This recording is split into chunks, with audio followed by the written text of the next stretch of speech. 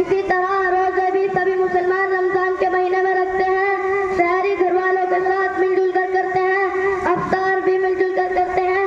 زکوٰۃ کے بارے میں یہ طریقہ بہتر بتایا گیا. زکوٰۃ کے لیے ایک بیت المال قائم ہو جہاں لوگوں کی زکوٰۃ رقمیں جمع ہو جائے اور پھر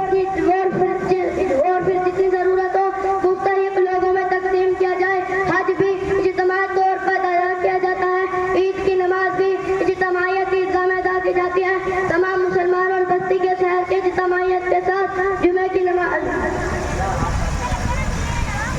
تمام مسلمانوں کے لیے ضروری ہے. تمام مسلمان اور بستی شہر کے مسلمانوں کے لیے اجتماعیت عیدگاہ نماز ادا کی جاتی ہے. تمام مسلمانوں کے لیے ضروری ہے کہ اپنے محلے کی مسجدیں چھوڑ کر بستی کی مرکزی مسجد میں آ کر جمع ہو جائے اور پھر سب مل کر نماز ادا کرے.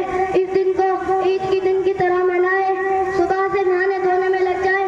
صاف ستھرے کپڑے پہنے. گنجائش ہو تو عطر لگائے. جامعہ مسجد میں جمعے کی نماز کے لیے جائے. نماز ادا کرے. ادب کے توجہ سے ساتھ امام کا خطبہ سنے. جب امام صاحب خطبہ دے رہے ہو تو اس وقت کسی سے بات چیت نہ کرے اور پھر جمعے کی نماز تمام مسلمانوں کے ساتھ جمعے کی نماز ادا کرے. وآخر دعوانا الحمدللہ رب العالمین.